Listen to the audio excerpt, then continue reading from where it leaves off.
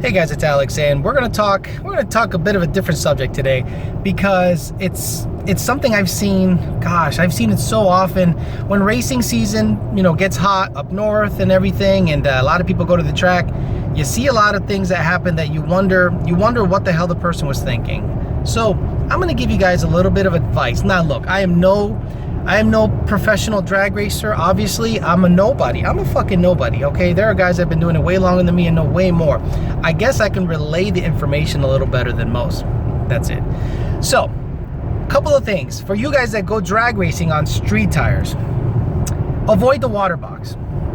Avoid the water box like it's antifreeze, like it's the plague. Why? Because you don't need to get regular radial all season 255, 45, 18s hot to launch good. Believe it or not, regular radials, launch pretty good cold, okay? So what happens a lot of the times on street nights, you see guys go, they drive their front tires right over the water box, they're 20-inch fronts, and then they do a burnout in the water box. In the water box, and then they drive out. So then a lot of people gather around because they know what's gonna happen. They're gonna see a car crash. So what happens? Guy gets out there, first, second, second, third. It's a fucking test and tune night. It's not, the Gator Nationals. It's not, the Indy. It is test and tune at Podunk Dragway. So you guys out there that go out there and just don't do some learning before you get there. I'm not an authority, but Jesus Christ, the first time I went to the track, I knew what to do because I did a lot of research. I didn't just go willy-nilly. So if you have a regular radial tire, not a drag radial, go around the water box, do a little cleanup, and go out there. Now, if you launch the car and the car gets squirrely or anything, done. Run is over because you're testing and tuning. You're not racing your buddy. And if you're racing your buddy, why the hell did you come with street tires? Okay? That's basically what I'm trying to get at. Look, when you go to the track, I don't want y'all to crash in and be the next guy being made fun of because he crashed his shit into the wall. Okay, I've seen a lot of guys out there, like the guy that got caught trying to do an insurance scam on his shit, go out there with street tires, and just because he wants to beat that Camaro ZL1 that came prepared with slicks, drag radials, proper equipment, all that stuff, oh, I'm gonna catch him, I'm gonna track him down. No, you're not. Let off the gas, live to race another day. Don't smash it into the wall and look like a moron, okay? So you're asking for trouble by going to the track unprepared. Basically, this video subject is about being prepared to go to the track. If you're gonna go test and tune, look, man, don't go until you have at least some sticky tires. That's all. Just don't even bother going to the track unless you have sticky tires. Don't even bother staying in the gas if you're basically sideways, second or third gear. Let off, race another day. Don't do a burnout in the water box. Don't roll your front tires over the water box if they're not skinnies.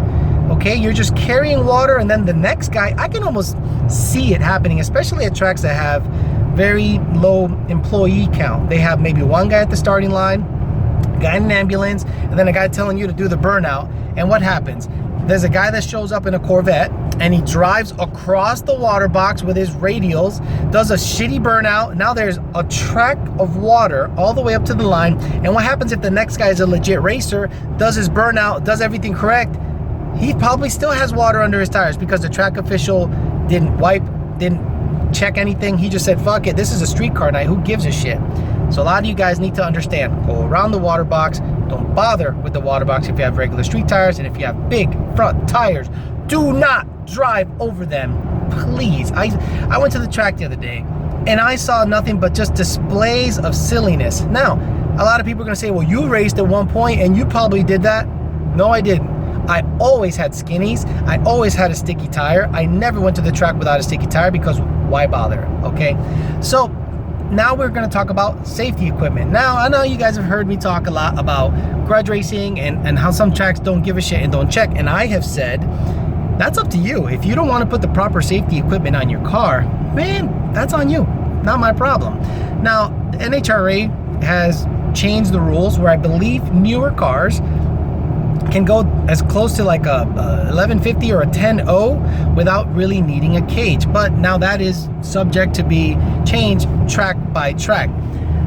If you have a car that traps 135 and up, which I'm getting real close to, it's time for a cage. It's time for a cage. Always wear a helmet and a jacket. Don't mess around, because if you guys have aftermarket fuel systems and you punch it into the wall and you don't have a quick disconnect in the back, that fuel pump is potentially still going if the key is on, and you can have a real bad time, especially if you get knocked out a little bit, okay? So I literally have seen a couple of guys get hurt because their cages are I don't know who the hell builds their cages. But if you're gonna spend the money on a car that potentially runs well into the 9s or 10s, and you don't put a cage on the car, all you're doing is gambling. It's gambling, and I understand it, and there's a lot of, I don't want to say machoism attached to it because it sounds stupid, but you know, it's ignorance. You have to have a fucking cage that's adequate, unless you'd like, street car for life, forever. But if you're going to race a lot, you'd be silly to at least not look at a bolt-in cage, or, you know, get a good cage built in the car for your sake, so you could, you know, live to race another day. So hopefully this isn't too heavy of a subject for you guys. A lot of you guys want to hear my tech tips and everything, but this is more of a common sense and safety tip. I don't want to see you get fucked up or hurt because of ignorance, not knowing what you're doing, or being cheap because you didn't buy the proper safety equipment when you do go out to race. So be safe out there. Don't be stupid. Spend the money on the right shit. No burnouts in the water box if you have street tires. Thanks for listening, guys. We'll talk to you later.